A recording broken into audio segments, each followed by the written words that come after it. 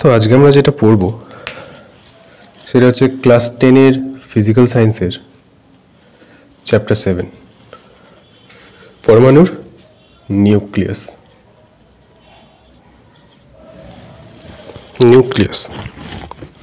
সবার আগে নিউক্লিয়াস মানে আমরা বুঝি কি? সবার আগে পরমাণু মানে কি বুঝি? অণু, পরমাণু, নিউক্লিয়াস, ইলেকট্রন এসবের কথা ছোটবেলা থেকে পড়ে আসছি। কি না, যে কোনো জিনিস ছোট ছোট অণু দিয়ে তৈরি। এক একটা অণুকে যখন ভেঙে দেখা যাচ্ছে সেটা অন্যান্য পরমাণু মিলে তৈরি হয়েছে। হয়তো এক একটা অণু এরকম পরমাণু, আর এক একটা পরমাণুকে যখন খুলে দেখা হচ্ছে তখন দেখা যাচ্ছে সেটা এরকম কেন্দ্রে একখানা ভারী কোনো জিনিস এবং তার চারপাশে ঘুরে বেড়ানো ছোট ছোট অন্য কোনো জিনিস নিয়ে তৈরি হয়েছে। একদম শুরুতে তো ওরা ভাবতো পরমাণুগুলো ছোট ছোট বলের মতো, পরে জানা যায় যে ভেতরে জিনিসপত্র রয়েছে আরো, দিয়ে সেখান থেকে আলাদা আলাদা বললে সে জাগে। বাট এই যে ভারী মাঝখানের অংশটা, এটার হয় আধান ধনাত্মক, আর এই যে হালকা বাইরে ঘুরে বেড়াচ্ছে এদের আধান হয় ঋণাত্মক। পজিটিভ চার্জ থাকে মাঝখানেরটায়, বা এটা একদম কেন্দ্রে আছে না, তাই একে বলা হয় কেন্দ্রক। আর এগুলো ঘুরে বেড়াচ্ছে, চাইলে আবর্তক বলা যায় কিন্তু কেউ বলে না।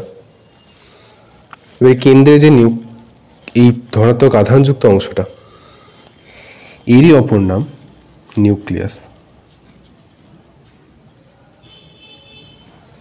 কেননা নিউক্লিয়াস মানেই হলো কেন্দ্রক। বায়োলজির কোষে পড়েছিলি না, একটা কোষের মাঝখানে থাকে নিউক্লিয়াস আর অন্যান্য কোষাঙ্গাণুগুলি থাকে, তেমনি একটি পরমাণুর কেন্দ্রে যা থাকে তাকেও আমরা নিউক্লিয়াস বলে থাকি। এবং বাইরে ইলেকট্রনগুলো ঘুরে ঘুরে বেড়ায়, সে বেড়াজ্ঞা। এই নিউক্লিয়াসটাকে যখন ভালো করে দেখবি, নিউক্লিয়াস দেখা যায় এরকম নিউট্রন, প্রোটন এইসব দিয়ে গঠিত। ধনাত্মক আধানযুক্ত প্রোটন এবং কোনো আধান ছাড়া নিউট্রন। মানে বেসিক্যালি যদি একটা পরমাণুর ভেতর তুই দেখিস 3 ধরনের কণা পাবি। একটা পজিটিভ চার্জওয়ালা প্রোটন, একটা নেগেটিভ চার্জওয়ালা নিউট্রন, নেগেটিভ না, চার্জবিহীন নিউট্রন, আর একটি ঋণাত্মক চার্জওয়ালা ইলেকট্রন। এটা হলো পজিটিভ, এটা হলো নেগেটিভ, এটা হলো নিউট্রাল। এবার যদি আধান দেখিস, এক একটি ইলেকট্রনের না -1.6 × 10⁻⁻19 এই এত কুলম্ব করে আধান থাকে, লিখে রাখ। এবং একটি প্রোটনের +1.6 × 10⁻⁻19 এত কুলম্ব করে আধান থাকে। ইলেকট্রনের আধান আর কুলম্বের আধানে যদি দেখিস মান দুটো সেম, শুধু চিহ্ন আলাদা, একটা পজিটিভ আধান একটা নেগেটিভ আধান। তবেই না ইলেকট্রন প্রোটন মিলে যখন একটা পরমাণু তৈরি করছে পুরো জিনিসটা আধানবিহীন হবে, প্লাস মাইনাস কেটে কুটে আধান শূন্য হওয়া উচিত। পরমাণুর ক্ষেত্রে হয়, অণুর ক্ষেত্রে হয়, আয়নের ক্ষেত্রে হয় না, কারণ আয়নে ইলেকট্রন কম বেশি হয়। যাই হোক, সেসব আলোচ্য বিষয় নয়। আলোচ্য বিষয় হচ্ছে এই নিউক্লিয়াস। নিউক্লিয়াসের কথা যখন আসছে সেক্ষেত্রে একটা কথা আছে রেডিয়েশন। রেডিয়েশন মানে কি বুঝিস? ধর রেডিও অ্যাক্টিভিটি বা রেডিয়েশন, সেই হিরোশিমা নাগাসাকির কথা তো জেনেই থাকবি, ওখানে এখনো রেডিয়েশন ছড়ায়। এই রেডিয়েশন জিনিসটা কি না, দেখ পরমাণুরা এমনিতে তো বিক্রিয়ায় অংশ নেয়। এবার বিক্রিয়ায় কিভাবে অংশ নেয়? পুরো পরমাণু হিসেবে। একটা সোডিয়াম পরমাণু রয়েছে, একটা ক্লোরিন পরমাণু রয়েছে, দুজন মিলে একটা সোডিয়াম ক্লোরাইড অণু তৈরি করে নিল, পরমাণু দুটো জুড়ে গেল। এরকম হয় না যে পরমাণুটা পাল্টে গেল বা কিছু চেঞ্জ হলো। এই ধরনের জিনিসপত্রকে আমরা সাধারণ বিক্রিয়া বলে থাকি, রাসায়নিক বিক্রিয়া। কিন্তু কিছু ক্ষেত্রে হয় যে পরমাণু যে নিউক্লিয়াস, সেই নিউক্লিয়াসটাই পাল্টে যায় কোনোভাবে, কোনো কিছু দিয়ে। এই ধরনের বিক্রিয়াগুলোকে, যেগুলো নিউক্লিয়াসকে পাল্টে দেয়, এদেরকে বলা হয় পারমাণবিক বিক্রিয়া। এবার সাধারণত কিছু কিছু পরমাণু রয়েছে, ভারী পরমাণু বেশিরভাগ ক্ষেত্রে, বা যেগুলো ব্যালেন্স থাকে না, তাদের নিউক্লিয়াস থেকে ক্রমাগত কিছু না কিছু বেরোতেই থাকে। কিছু কণা বলতে পারিস, কিছু রশ্মি বলতে পারিস, বেরোতেই থাকে। এই ধরনের যে নিউক্লিয়াস, এই ধরনের যে বেরোতে থাকা, এটাকেই বলা হয় রেডিও অ্যাক্টিভিটি। রেডিও অ্যাক্টিভিটি বা বাংলায় তেজস্ক্রিয়তা। তো ঠিক কি বেরোয় না, তিনটে জিনিস বেরোয়: alpha particle, beta particle, gamma ray. Alpha কণা, বিটা কণা এবং গামা রশ্মি। খেয়াল করবি গামা কিন্তু রশ্মি বলেছি, আলফা বিটা কণা। আলফা কণাকে যদি ভেঙে চুরে দেখিস, এটা মানে হচ্ছে দুখানা নিউট্রন আর দুখানা প্রোটন একসাথে জুড়ে বসে থাকে, এটা হচ্ছে আলফা কণা। বিটা কণা মানে সিম্পলি ইলেকট্রন। ইলেকট্রন ছিল কিরকম, এই পুচকি মতো, তাই না? আর গামা রশ্মি তো রশ্মি, কোনো কণার ফণা কিছু নয়। তো দেখে যদি গামা নিঃসরণের কখনো বেগ জিজ্ঞেস করে না, সিম্পল আলোর বেগ লিখে দিবি, কারণ রশ্মি অবশ্যই। যেটা বলছিলাম, তাহলে বিটা কণা মানে হচ্ছে একটা ইলেকট্রন। তাহলে বিটা কণার আধান কত হবে? ইলেকট্রনের যা আধান ছিল একটু আগে, -1.6 × 10⁻⁹ কুলম্ব। আলফা কণার আধান কত হবে? দেখ, আলফা কণা মানে কি, দুটো নিউট্রন দুটো প্রোটন। প্রোটনের আধান 1.6 × 10⁻⁹ পজিটিভ। কটা প্রোটন আছে? দুটো আছে, তাহলে 2 গুণিতক। আর নিউট্রনের আধান কত করে? কোনো আধানই নেই, এটা হয়ে গেল 3.2 × 10⁻⁹ কুলম্ব। সরি, যা কিছু গুণভাগ এই অংশে হবে 10⁻⁴ জায়গাটা এখানে কোনো কি বলি অংশগ্রহণ করবে না। এবার যদি ভরের কথা বলা হয়, তোকে ধর বললো আলফা কণা এবং বিটা কণার মধ্যে কে বেশি ভারী, কে ভারী? বিটা কণা মানে তো হচ্ছে একটা ইলেকট্রন, আলফা কণা মানে প্রোটন আর নিউট্রন। ছোটবেলা থেকে জানিস প্রোটন নিউট্রন ইলেকট্রনের তুলনায় বহু বহু গুণ ভারী। তো সেই হিসেবে অবশ্যই আলফা কণা ভারী, কিন্তু সেই ভরটা কত? একটা ইলেকট্রনের যদি ভর দেখিস, সেই ভর হচ্ছে 9.1 × 10⁻31 কেজি।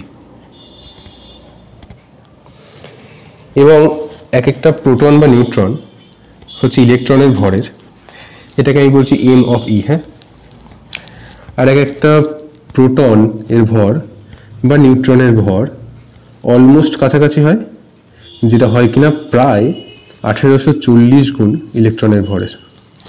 মানে এই জিনিসটাকে 1840 দিয়ে গুণ করে বসিয়ে দিলি, মানে এটা বলতে চাইছি 1840 গুণ 9.1 × 10⁻31 এত কেজি। এই গুণটা করব, যা বেরোবে তাই উত্তর। এ গেল ইলেকট্রনের ভর, প্রোটনের ভর, নিউট্রনের ভর, আলফা কণার ভর। কিন্তু গামা রশ্মির ভর কত? আবার বলছি, রশ্মি আলোর ভর হয় নাকি? গামা রশ্মি কোনো ভর নেই। যদি গামা রশ্মির আধানের কথা বলা হয়, তো কোনো আধানও নেই। গামা রশ্মি পুরোপুরিভাবে নিস্তরিত, পুরোপুরিভাবে ভরহীন, পুরোপুরিভাবে আলাদা একটি ব্যাপার।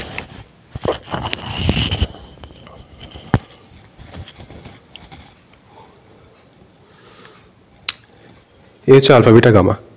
এবার আমাকে একটা কথা বল, যদি ধর এই বাক্সটার মধ্যে একটা ফুটো করে দিলাম, বাক্সটার মধ্যে এরকম কিছু তেজস্ক্রিয় পদার্থ আছে যারা রেডিও অ্যাক্টিভিটি মানে তেজস্ক্রিয় বিকিরণ করছে। এখান থেকে তিনটে জিনিস বেরোচ্ছে, তিনটেই সোজা বেরোচ্ছে, আলফা বিটা গামা। আমি কি করেছি, এদের রাস্তার উপর একখানা পজিটিভ আর একখানা নেগেটিভ পাত রেখে দিয়েছি।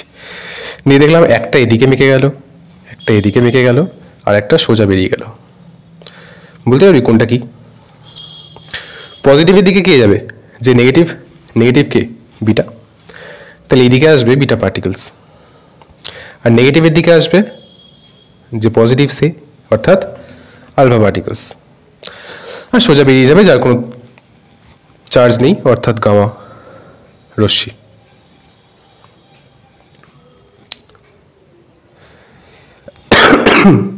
এখানে আরেকটা জিনিস লক্ষ্য কর, বেশ ইন্টারেস্টিং।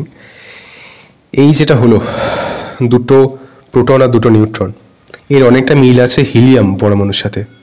যদি একটা হিলিয়াম পরমাণুকে কখনো দেখিস, হিলিয়ামের মধ্যে দুখানা প্রোটন দুখানা নিউট্রন আছে এবং বাইরে দুটো ইলেকট্রন ঘুরছে।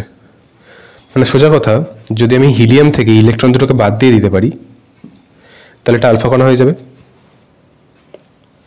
সেই জন্যে আলফা কণাকে হিলিয়াম প্লাস প্লাস কণা বা হিলিয়াম 2+ কণাও বলা হয়। বেসিক্যালি 2+ মানে কি দুটো ইলেকট্রন বার করে নেওয়া হয়েছে, তাই একটা করে প্লাস চার্জ। তো দুটো ইলেকট্রন বার করে নিলে সব ইলেকট্রন গেল, শুধু ওই কেন্দ্রকটুকু বা নিউক্লিয়াসটুকু পড়ে থাকছে, যেটাকে আমরা হিলিয়াম পরমাণু বলছি। ঠিক, এবারে আলফা বিটা গামা এদের পার্থক্য তোদের থেকে থাকবে বইতে।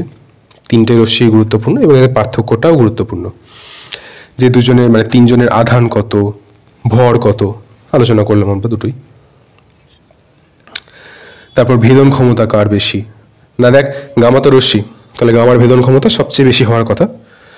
এবার আলফা বিটার মধ্যে আলফা বড় ভারী, বিটা ছোট, তাই বিটা সহজে বেরিয়ে যাওয়ার কথা। ভাবনা কি সহজে যায়, একটা গুলি না ক্যাম্বিস বল? গুলি অবশ্যই, ছোট বলে, ছোট এবং তার স্পিড বেশি, তো বেরিয়ে চলে যায়।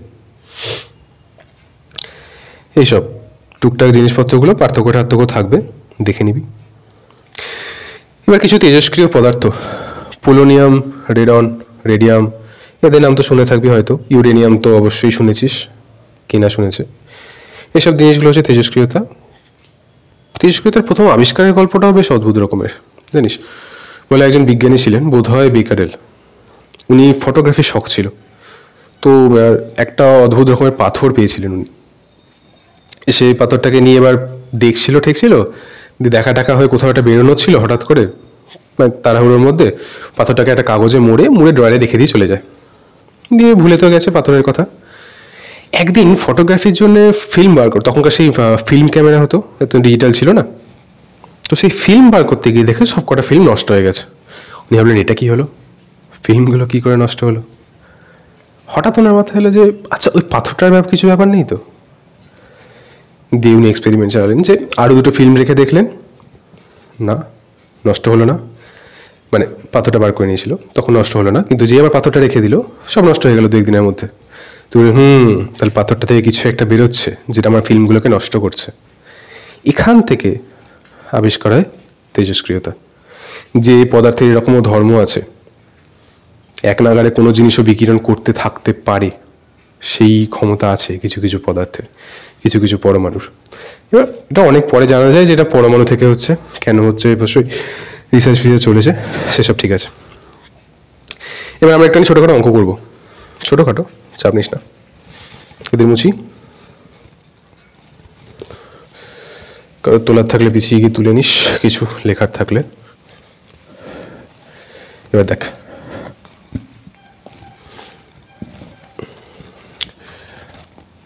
আলফা, বিটা এবং গামা। বিটা কণা মানে কি বললাম? Simple electron. আলফা কণা মানে কি কথা হলো? দুটো নিউট্রন, দুটো প্রোটন, মানে সোজা কথায় হিলিয়াম প্লাস প্লাস। আর গামা তো রশ্মি। এবার সমস্যা হচ্ছে, যদি কোনো পরমাণু থেকে ইলেকট্রন বেরিয়ে যেত সে তো আয়নে হয়ে যেত, কিন্তু সেটা হচ্ছে যখন কক্ষপথ থেকে ইলেকট্রন বেরোয়। তেজস্ক্রিয়তার যে বিটা কণা না, যে ইলেকট্রনের মতো বিহেভ করছে, এই বিটা কণাগুলো বেরোয় নিউক্লিয়াস থেকে। এবার নিউক্লিয়াস থেকে কি করে নেগেটিভ জিনিস বেরোতে পারে? নিউক্লিয়াসে থাকে শুধু নিউট্রন আর প্রোটন, প্রোটন ধনাত্মক, নিউট্রনের কোনো আধান নেই, তাহলে কি করে বেরোতে পারে? না জানিস তো, একটা জিনিস দেখা গেছে যে এই যে নিউট্রন আর প্রোটন, এদের গঠন প্রায় সেম, খুব কাছাকাছি, শুধু একটা স্পেশাল কণা রয়েছে পজিট্রন বলে। পজিট্রন, এই পজিট্রনটা যার উপর এসে বসে সেটা পজিটিভ হয়ে যায়, অর্থাৎ সেটা প্রোটন হয়ে যায়। যদি এটা এখান থেকে উঠে গিয়ে কোনো কারণে আবার এখানে এসে বসে পড়ে, তখন এটা পজিটিভ হয়ে যাবে, ওটা নিউট্রাল। তো কোনো নিউট্রন বা প্রোটনও নির্দিষ্ট নয়, ওটাও কিছু কিছু জিনিস দিয়ে তৈরি, যেগুলো নিজেদের মধ্যে পাল্টাচ্ছে। প্রোটনটা যে কোনো মুহূর্তে নিউট্রন হতে পারে, নিউট্রনটা যে কোনো মুহূর্তে প্রোটন হয়ে যেতে পারে, এবং হয়ও। ধরা হয় এই মানে প্রোটনটা নিউট্রন হচ্ছে, নিউট্রন প্রোটন হচ্ছে, এই কারণেই কোনো একটা শক্তিশালী শক্তি তৈরি হয় যেটা নিউক্লিয়াসকে আটকে রাখে। যাই হোক, সেসব কথা বাচ্চা। তো এই জিনিসপত্র হতে থাকে, এবং মজার ব্যাপার হচ্ছে একটা নিউট্রন ভেঙে একটা প্রোটন আর একটা ইলেকট্রন তৈরি করতে পারে। কি হেভি জিনিস বলতো। একটা নিউট্রন থেকে মানে বেসিক্যালি তৈরি হয় পজিট্রন, পজিট্রনকে ই প্লাস দিয়ে লেখা হয়, আর ইলেকট্রন। এবার এই পজিট্রনটা নিউট্রনের কাছে থেকে গেল, তো ওটা প্রোটন হয়ে গেল, আর ইলেকট্রন যেটা সেটা অ্যাজ বিটা পার্টিকেল বেরিয়ে চলে এলো। দুর্দান্ত। এই জিনিসপত্র কাণ্ড কারখানা চলতে থাকে। তাহলে এবার ভাব, কোনো একটা নিউক্লিয়াস রয়েছে, ধর কোনো একটা পরমাণু X34, এটা ধর 80। তোকে আমি বলছি এখান থেকে একটা বিটা পার্টিকেল বেরিয়েছে, তাহলে কি হবে ভাব। ধর একটা পরমাণুর 4টে প্রোটন ছিল, 4টে নিউট্রন ছিল, 4টে প্রোটন ছিল, 4টে নিউট্রন ছিল। এবার যদি একটা বিটা পার্টিকেল বেরিয়ে যায়, তাহলে কি হবে, একটা নিউট্রনটা একটা প্রোটন হয়ে যাবে, সঙ্গে একটা ইলেকট্রন বেরোবে, যেটা বেরিয়ে চলে যাবে। তাহলে বেসিক্যালি নিউট্রনটা প্রোটন হয়ে গেল, মানে এই যে নিউট্রনটা ছিল সেটা এখন প্রোটন হয়ে গেছে। তাহলে কি ওর টোটাল যতগুলো ছিল মানে ভর সংখ্যা কোনো পরিবর্তন হবে? হবে না, যে কটা ছিল সে কটাই। তাহলে এটা যে ওয়াই তৈরি হলো, এর ভর সংখ্যার কোনো পরিবর্তন নেই। কিন্তু দেখ, আগে 4টে প্রোটন ছিল, এখন 5টা প্রোটন হয়ে গেছে, অর্থাৎ পারমাণবিক সংখ্যা 1 বাড়বে। সহজ। এখান থেকে আরেকখানা বিটা বিঘটন হলো ধরি, তারপরে এটা হয়ে যাবে জেড, উপরে 80 থাকবে, নিচে হয়ে যাবে 36। ঠিক আছে। এবার এখানে আরেকটা বিটা বিঘটন হলো, জেডের পর কি হয় কি জানে কি হয়, বড় হাতে ল্যামডা নিয়ে নিই, ল্যামডা 37, 80। এবার ধর জিনিসটা একটু বাড়াবাড়ি হয়ে গেছে, প্রোটনের সংখ্যা বেড়ে চলেছে, নিউট্রন তো বাড়েনি, তো জিনিসটা একটুখানি আনস্টেবল হয়ে গেছে। তো সেই আনস্টেবিলিটি বোঝানোর জন্য মাথায় একখানা স্টার দিলাম। এবার আনস্টেবিলিটিটাও দূর করবে কীভাবে? শক্তির কম বেশি কোনো একটা ভারসাম্য হারিয়ে ফেলছে, সেই ভারসাম্য ফিরে পাওয়ার জন্য সবচেয়ে সহজ উপায় হচ্ছে শক্তি ছাড়ো। সিরিয়াসলি, যত নষ্টের গোড়া, যত সমস্যা এই দুনিয়ায়, সব কিছু শক্তির জন্য। যদি শক্তি ছেড়ে দেওয়া যায় কোনোভাবে, তাহলে জিনিসপত্র স্টেবিলিটির দিকে চলে আসে। তেমনি এই পরমাণুটা কি করবে, একটা গামা রশ্মি ছেড়ে দেবে, এইখানে হয় গামা বিঘটন।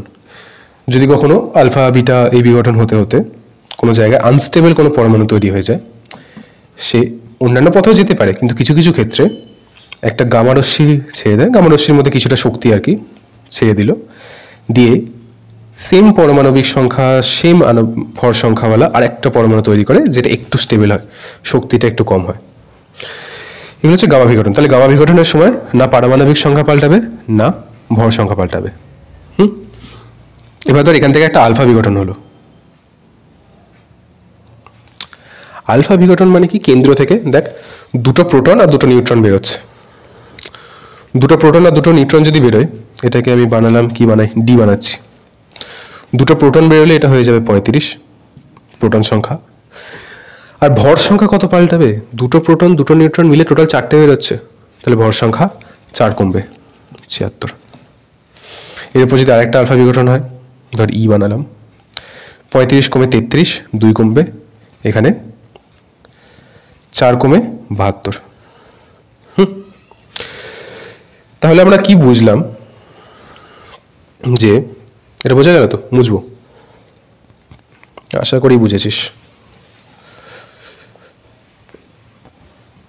যে যে কোনো পরমাণুর ধর এক্স জেড এ এরকমই তো বলা হয় পারমাণবিক সংখ্যা ভর সংখ্যাকে। তো যে কোনো পরমাণুর যদি আলফা বিঘটন হয়, সেক্ষেত্রে জেড 2 কমে, এ 4 কমে। যদি যে কোনো পরমাণুর বিটা বিঘটন হয়, সেক্ষেত্রে Z1 বেড়ে যায়, দেখছিলাম প্রোটনটা নিউট্রনটা প্রোটন হয়ে যাচ্ছিল, যার কারণে Z এর মান 1 বেড়ে যাচ্ছিল। তো Z1 বেড়ে যায় এবং এ কোনো পরিবর্তন হয় না। এবং এছাড়া যদি গামা রশ্মি বিকিরিত হয়, ধর XZA, গামা রশ্মি বা গামা বিঘটন হলে সেক্ষেত্রে কোনো কিছুরই কোনো পরিবর্তন হয় না, শুধু একটুখানি অস্থায়ী থেকে স্থায়ী হয়ে ওঠে। সুন্দর ব্যাপার। এই হচ্ছে আমাদের তিনখানা বিঘটন, আলফা, বিটা এবং গামা। এবার একটা মজার জিনিস বলি। ধর তুই দোকানে গেছিস,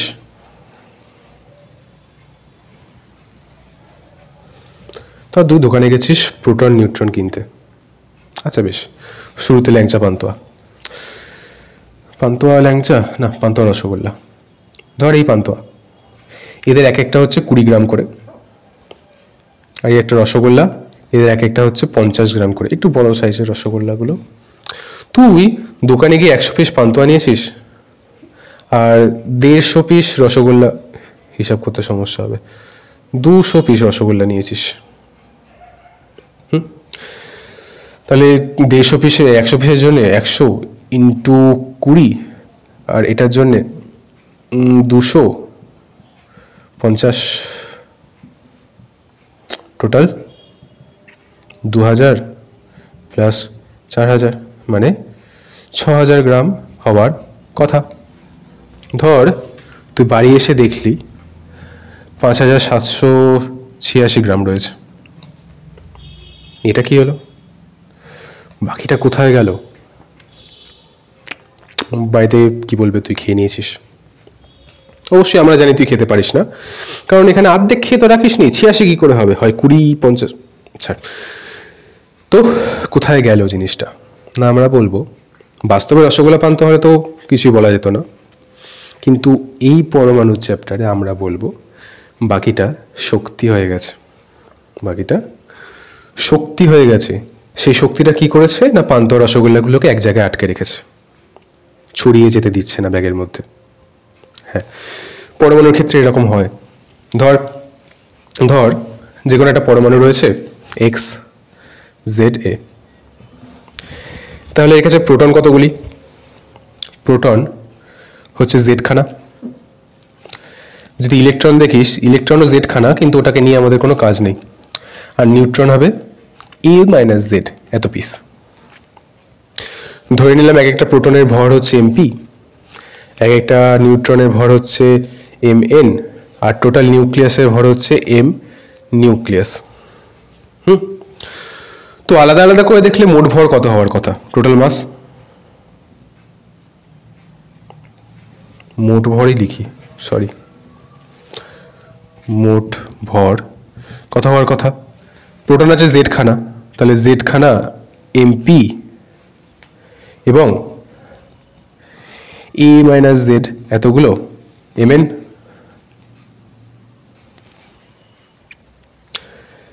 তাই না? এবার নিউক্লিয়াসের ভর তো MU হওয়ার কি কথা ছিল? M nucleus equals to ZMP plus A minus Z Mn, এরকম জিনিসটা হওয়ার কথা ছিল। মোট প্রোটনের ভর আর মোট নিউট্রনের ভর টোটাল করলে নিউক্লিয়াসের ভর পাওয়ার কথা, কারণ নিউক্লিয়াসে প্রোটন আর নিউট্রনই আছে। কিন্তু দেখা গেছে সমান না হয়ে এটা হয়ে যায় ছোট। হ্যাঁ, আর যেহেতু এটা ছোট, এই Z into MP plus A minus Z into Mn, এটা হচ্ছে টোটাল নিউক্লিয়াসের ভর আলাদা আলাদা করে যোগ করে। এখান থেকে যদি অ্যাকচুয়াল ভরটা বাদ দিয়ে দিই, দেখেছি ভর একটু কমে যায়। অ্যাকচুয়াল ভরটা যদি বাদ দিয়ে দিই, এই জিনিসটাকে বলা হয় ডেল্টা M, যার নাম ভর ত্রুটি। কিছুটা ভর কমে যায়, যেটাকে আমরা ভর ত্রুটি বলছি। আর এই ভরটাকে তোরা ওই আইনস্টাইনের ফেমাস ফর্মুলা তো শুনেইছিস, E is equals to mc square. তোদের আজকে একটু ভালো করে শুনিয়ে রাখি। অ্যাকচুয়ালি ফর্মুলাটা হলো E equal to delta M C square. না, মোট ভরের তুলনা হয় না, ভরের পরিবর্তনকে নিয়ে দেখা হয় যে কতটা ভর পাল্টেছে, তার সাথে সি স্কোয়ার গুণ করবো। তাহলে ডেল্টা এম কত আমাদের? এটা ওই Z into MP plus E minus Z into MN minus MNU, এটা হচ্ছে মোট ভর। এটাকে যদি সি স্কোয়ার দিয়ে গুণ করে দিই, মানে এই এমসি স্কোয়ার, এটাকে বলা হয় ইবি বা বাইন্ডিং এনার্জি বা বন্ধন শক্তি।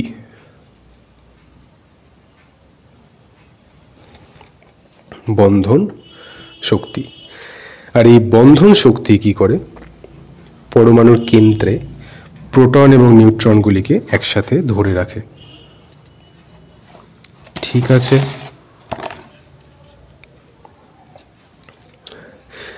এবার আরেকটা জিনিস আমাদের করা হয়, যে তোদের লাগবে না যদিও, তাও বলে রাখছি, ইবি বাই এ করা হয় বন্ধন শক্তি প্রতি নিউক্লিয়ন। বন্ধন শক্তি প্রতি নিউক্লিয়ন। এই নিউক্লিয়ন কারা? যারা নিউক্লিয়াসে আছে তারাই নিউক্লিয়ন, মানে প্রোটন আর নিউট্রন। তো টোটাল বন্ধন শক্তি ধর কিছু একটা বেরোলো, ওটাকে টোটাল কতগুলি ওই নিউট্রন আছে, নিউট্রন বা প্রোটন আছে, মানে নিউক্লিয়ন আছে, সেটা দিয়ে ভাগ করে দিলে হচ্ছে প্রতি নিউক্লিয়নের ভাগে কতটা করে শক্তি পড়ছে, বন্ধন শক্তি প্রতি নিউক্লিয়ন। তোদের ক্ষেত্রে অতটা গুরুত্বপূর্ণ নয়, পরবর্তীকালে পড়তে হবে, অল্প করে বলে রাখলাম। এবার নিউক্লিয়াসের এই আলফা বিঘটন, বিটা বিঘটন, গামা বিঘটন, এইগুলোর কথা তো শুনলাম। ভর কম বেশি হয় এটাও জানলাম। ছোট্ট আরেকটা জিনিস বাকি রয়েছে, নিউক্লিয় যে বিক্রিয়া, আলফা বিটা গামা, তাদের মধ্যে ছোট ছোট বিক্রিয়া, চুনোপুটি, খুব বেশি কি বলবো ভয়ঙ্কর কিছু বা বড় কিছু নয়। এছাড়া অ্যাকচুয়াল যে বড় বড় বিক্রিয়া, যে নিউক্লিয় বিক্রিয়াগুলো কাজে লাগানো হয়, নিউক্লিয়াসের মধ্যে আটকে থাকা শক্তিগুলোকে বার করা হয় যে বিক্রিয়া কাজে লাগিয়ে, সেই বিক্রিয়া, প্রপার নিউক্লিয় বিক্রিয়া, দুটো ভাগে ভাগ করা হয়। নিউক্লিয় বিক্রিয়া, একটি বিক্রিয়া হয় বিয়োজন, আর একটি বিক্রিয়া হয় সংযোজন। ধর কোনো বড় যখন নিউক্লিয়াস না খুব বড় হয়ে যায়, তখন সে নিজের স্থায়িত্ব হারাতে থাকে একটু একটু করে, দিয়ে একটা সময় পর ওই বড় নিউক্লিয়াসটা ভেঙে দুখানা ছোট ছোট নিউক্লিয়াস তৈরি হয়ে যায়, সঙ্গে আরও টুকটাক জিনিসপত্র তৈরি হয় এবং প্রচুর পরিমাণে শক্তিও তৈরি হয়। এটা শক্তি। তো এই একটা বড় নিউক্লিয়াস ভেঙে যখন দুটো ছোট ছোট নিউক্লিয়াস, দুই বা তার বেশি হতে পারে, মোদ্দা কথা ছোট ছোট নিউক্লিয়াসে পরিণত হচ্ছে, ভেঙে গিয়ে সঙ্গে শক্তি উৎপন্ন করছে, এই জিনিসটাকে আমরা বলবো নিউক্লিয় বিভাজন। এবং যখন কোনো অপেক্ষাকৃত ছোট ছোট নিউক্লিয়াস নিজেদের মধ্যে জুড়ে গিয়ে একটা বড় নিউক্লিয়াস তৈরি করছে এবং আরো শক্তি উৎপন্ন করছে, শক্তি তো এরকম, হ্যাঁ, এই জিনিসটাকে আমরা বলবো নিউক্লিয় সংযোজন। নিউক্লিয় বিভাজনের তোদের যেমন ধর ইউরেনিয়ামের বিঘটন আছে। ইউরেনিয়াম, একটা ইউরেনিয়াম আঁকবো, এঁকেই ফেলি, আচ্ছা নিচে হয়ে যাবে। ধর একটা ইউরেনিয়াম রয়েছে, ইউরেনিয়াম U92 235 পারমাণবিক সংখ্যা, ভর সংখ্যা। এই ইউরেনিয়ামকে যদি আমি একটা নিউট্রন ছুঁড়ে মারি, নিউট্রনে না 01 এরকম লেখা হয়, এটা মানে হচ্ছে নিউট্রন। 01 থাকবে না, তাহলে এটা নিউট্রন। তো যদি ছুঁড়ে মারি, এটা পটাশ করে ভেঙে যায়, ভেঙে গিয়ে দুখানা জিনিস তৈরি করে। একটা হচ্ছে ক্রিপ্টন তৈরি করে, কেয়ার 3692, তার সঙ্গে আরেকটা জিনিসও তৈরি করে, বেরিলিয়াম 56141। তাহলে একটা ইউরেনিয়াম 92-235 ভেঙে গিয়ে ক্রিপ্টন 36-92 আর বেরিলিয়াম 56-141 তৈরি হচ্ছে। কিন্তু যদি যোগ করিস, দেখ 92-141, 92 আর 141 যোগ করলে হয় 233। টোটাল এখানে তাহলে 233 খানা কণা আছে। কিন্তু আমার 235 তো আগেই ছিল, তার সঙ্গে আরেকখানা নিউট্রন দিয়েছি, টোটাল থাকার কথা 236টা, আছে 233টা। বাকি 3টে কোথায়? বাকি 3খানা নিউট্রন বেরিয়ে যায় এক্সট্রা। এই 3টে নিউট্রন বেরিয়ে গিয়ে কি করে, এই পরবর্তী 3খানা ইউরেনিয়ামকে গিয়ে আবার ধাক্কা মারে। বুঝতেই পারছিস, সেখান থেকে আবার 3টে করে এরকম বেরোয়, আর 2খানা করে তো ছোট তৈরি হচ্ছেই। এই প্রত্যেক 3টে গিয়ে আবার 3টে করে ধাক্কা মারে এবং মারতে থাকে, এবং এরকমভাবে বিক্রিয়া চলতে থাকে। এই জন্য নিউক্লিয় বিভাজনকে চেইন রিয়াকশনও বলা হয়। প্রচুর শক্তি তৈরি হয় এবং এক মুহূর্তে তৈরি হয়ে যায়। আর এটাই হচ্ছে সেই পদ্ধতি যার উপর পরমাণু বোমা কাজ করে, যে প্রচুর এরকম বিঘটন, প্রচুর শক্তি এক মুহূর্তে তৈরি করা হয়, যার ফলে এত ভয়ঙ্কর একখানা বিস্ফোরণ। ভয়ঙ্কর শুনে তো লাভ নেই, কতটা ভয়ঙ্কর তোদের বোঝার কোনো উপায় নেই। প্র্যাকটিক্যালি যদি লাইফে কখনো এসব ফিল্ডে থাকিস তখন হয়তো দেখতে জানতে পারবি, কিন্তু জিনিসটা প্রচণ্ডই ভয়ঙ্কর, ভাবা যায় না এতটা। তো এটা হচ্ছে নিউক্লিয় বিভাজন।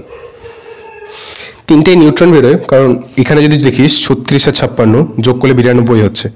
প্রোটন যতগুলো ছিল ততগুলো পেয়ে যায়, নিউট্রন এক্সট্রা এদিক ওদিক যাতায়াত করতে থাকে। এই জিনিসটা সবসময় খেয়াল রাখবি। এটা হচ্ছে নিউক্লিয় বিভাজন। এছাড়া সম্ভব হয় নিউক্লিয় সংযোজন। যেমন সংযোজনের ক্ষেত্রে একটা ছোট্ট সমীকরণই মনে রাখবো, বেশি কিছু মনে রাখবো না, যে 4খানা হাইড্রোজেন যেটা সূর্যে হয়। সূর্যে জানিস হাইড্রোজেনের গোলা, প্রচুর হাইড্রোজেন আছে ওখানে। হাইড্রোজেনগুলো কিন্তু পুড়ছে না, জুড়ছে এই নিউক্লিয় সংযোজন পদ্ধতিতে। দেখ এই 4খানা হাইড্রোজেন কি হয়, জুড়ে যায়, জুড়ে গিয়ে তৈরি করে একটা হিলিয়াম, আর তার সঙ্গে 2টো ইলেকট্রন না 2খানা পজিট্রন তৈরি করে, এবং তার সঙ্গে প্রচুর শক্তি, এর চেয়েও অনেক বেশি। এখানেও শক্তি তৈরি হচ্ছিল, এই শক্তি আছে, কিন্তু এর চেয়ে অনেক বেশি শক্তি ওখানে তৈরি হবে। 4খানা হাইড্রোজেন মিলেমিশে একটা হিলিয়াম বানাচ্ছে, 2খানা পজিট্রন বানাচ্ছে, আর প্রচুর শক্তি দিচ্ছে। ব্যাপারটা দেখবি, খেয়াল করবি, এখানে হাইড্রোজেনে কি শুধু একটা প্রোটন থাকে। 4টে হাইড্রোজেন মানে 4খানা প্রোটন, হিলিয়াম মানে কি 2টো প্রোটন 2টো নিউট্রন।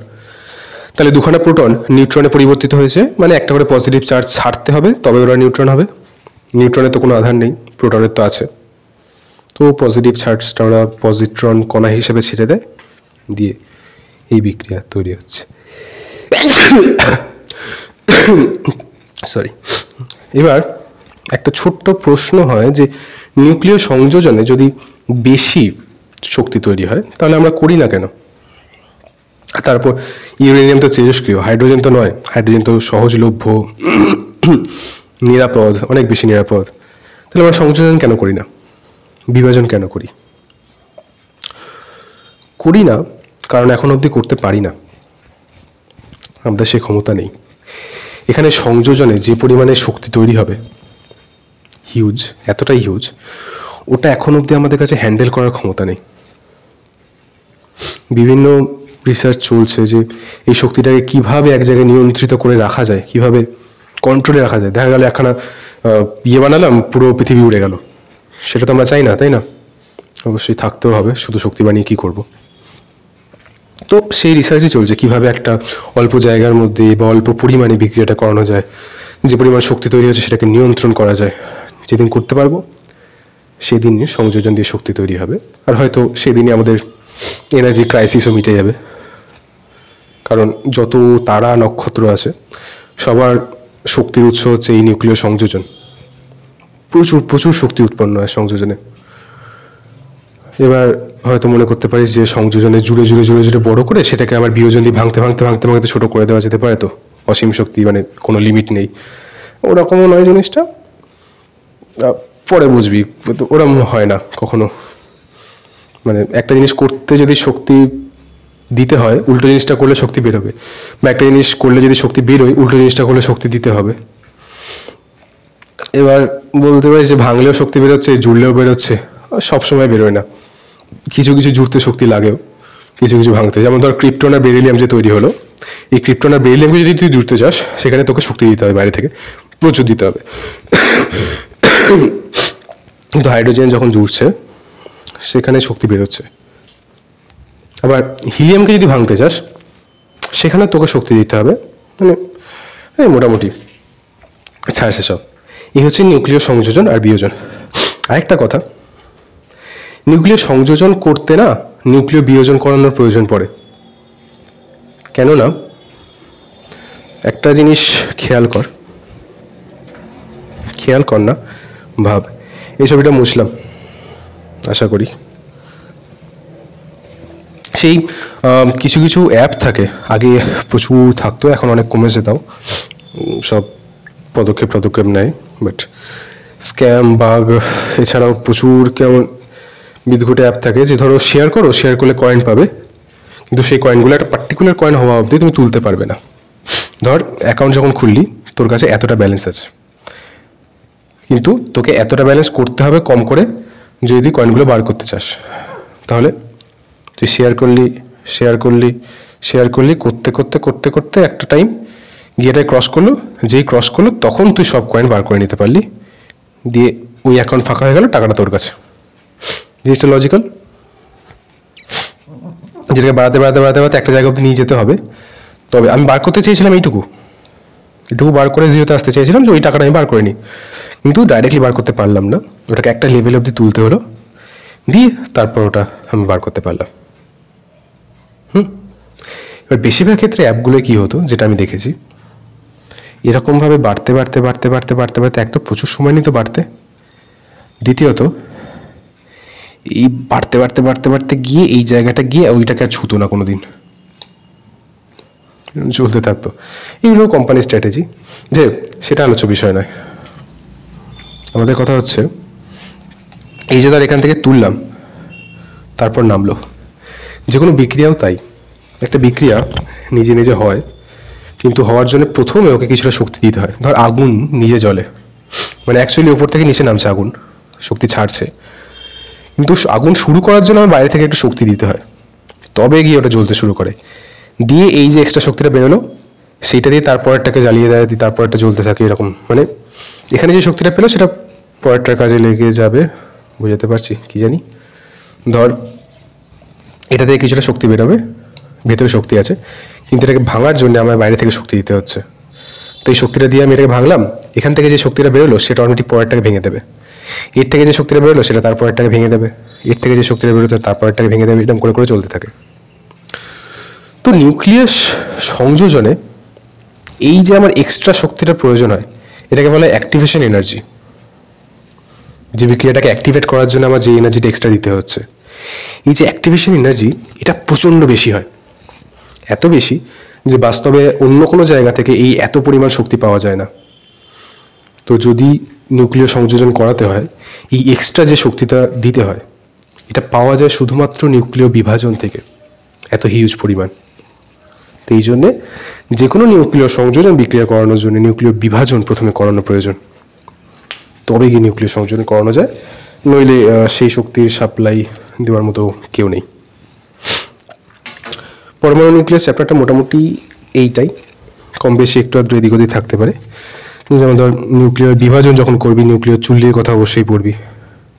ও চুল্লিতে আরেকটা কথা বলি, এই যে নিউট্রনগুলো এক্সট্রা বেরোচ্ছিল 3টে করে, সেগুলো তো মানে গিয়ে বিক্রিয়া করতে থাকবে, তো থামবেই না, মানে যে কোনো জায়গায় তো পরমাণু বোমা হয়ে যেতে পারে। এটাকে আটকানোর জন্যে ওরা একটা জিনিস ব্যবহার করে, যেটাকে বলা হয় ভারী জল, এবং এছাড়া গ্রাফাইটের দণ্ড, এই দুটো জিনিস ব্যবহার করা হয় সাধারণত চুল্লিতে। কী করে এটা না, ওই যে এক্সট্রা নিউট্রনগুলো বেরোলো তাদের স্পিড কমিয়ে দেয়, তাদেরকে স্লো করে দেয়। একটা নির্দিষ্ট স্পিড আছে, এই স্পিডটা কত আমার মনে নেই, ওই গতিবেগটা। ওই গতিবেগের ওপরে যদি কোনো নিউট্রনের বেগ হয়, সেই নিউট্রনগুলিকে তাপীয় নিউট্রন বলা হয়। তাপীয় নিউট্রন টার্মটা কোথাও প্রশ্নে দেখবি, মানে আর কিছুই না, হাই স্পিড নিউট্রন সিম্পলি। তো এই তাপীয় নিউট্রনগুলিকে ওই ভারী জল বা গ্রাফাইট দিয়ে স্লো ডাউন করিয়ে দিয়ে নর্মাল নিউট্রনে পরিণত করা হয়। কেন না, তাপীয় নিউট্রন টার্মটা এসছে কারণ এই নিউক্লিয় বিভাজন করানোর জন্যে কমপক্ষে একটা শক্তি প্রয়োজন, যেই শক্তিটাই তাপীয় নিউট্রনের কাছে থাকে, কিন্তু তার চেয়ে কম শক্তি যথেষ্ট নয়। তাই যখন আমি নিউট্রনগুলোকে স্লো করে দিচ্ছি, নিউক্লিয় বিভাজনের জন্য প্রয়োজনীয় শক্তি আর ও পেল না, কাজেই বিভাজনও হবে না। যে 3টে নিউট্রন এক্সট্রা বেরোলো, ওগুলো স্লো হয়ে ওখানেই পড়ে যাবে, থিতিয়ে পরের বিক্রিয়াগুলো থেমে যাবে। এই জিনিসটা করা, আবার যখন স্টার্ট করার দরকার পড়বে আমি আরেকটা ছড়ি মেরে দেবো, স্টার্ট হয়ে যাবে। এটা হচ্ছে ভারী জল বা গ্রাফাইট, দুটো ব্যবহার করা হয়। এর মধ্যে ভারী জল কথাটা উল্লেখযোগ্য, কেননা অড ভারী জল মানে হচ্ছে, লেখা হয় দেখে থাকবে, অনেক জায়গায় লিখবে D2O। জল এমনিতে H2O, ভারী জল হচ্ছে D2O। ডি ফর ডয়টেরিয়াম, না হাইড্রোজেনের 3টা isotope, protium, deuterium, tritium, H1, H2 আর H3। এই H2টা হচ্ছে ডয়টেরিয়াম, আর এই হাইড্রোজেনের এই H2 আইসোটোপটা দিয়ে যে জল তৈরি হয় সেটা হচ্ছে ভারী জল। সেই ভারী জলকে এখানে ব্যবহার করা হয়। জলের মতোই সব হয়, শুধু একটু ভারী হয়, ঘনত্ব একটু বেশি, একটু না অনেকটাই ভারী হয়। এসব তো নিউক্লিয় শক্তি, তারপর বন্ধন শক্তি, ওইসব জিনিসপত্রগুলো পাবি। আর একটা কথা খেয়াল রাখিস, সীসা জিনিসটা না খুব ভালো তেজস্ক্রিয় বিকিরণগুলোকে আটকাতে পারে, যে কারণে কখনো যদি ওই রেডিও অ্যাক্টিভ যে স্যুটগুলো পরে ঘুরে বেড়ায় সিনেমায়, ওই ভাইরাস টাইরাসের জন্য অনেক সময় পড়ে, বাট রেডিও অ্যাক্টিভ সেই রূপালি রঙের হয় না স্যুটগুলো, ওই স্যুটগুলো সাধারণত ভেতরে সীসা থাকে, মোটা মোটা সীসার লেয়ার, যাতে ওই আলফা বিটা গামা এই কণাগুলি বা রশ্মিগুলি ভেদ করে ভেতরে না আসতে পারে। সীসা খুব ভালো আটকাতে পারে। ইনফ্যাক্ট যদি কখনো ধর নিউক্লিয়ার বিস্ফোরণ থেকে বাঁচার জন্য তুই একটা শেল্টার তৈরি করতে চাস, খুব ভালোভাবে যদি ওটাকে সীসার বানাস, মোটা সীসা দিয়ে পুরো দেওয়ালগুলো সব, কারণ সীসাকে খুব একটা ভেদ করে আসতে পারে না তেজস্ক্রিয় বিকিরণরা। এই জন্য বিভিন্ন জায়গায় দেখবি সীসা ব্যবহার করা হচ্ছে, বা তো ছবিতেও আলফা বিটা গামা যেখান থেকে বেরোচ্ছে সেখানে বাক্সটা দেখবি সীসার পাত্র লেখা আছে বা সীসার কিছু। সীসা ব্যবহার করার কারণ ওইটাই। বেশ, তবে আজ থাক।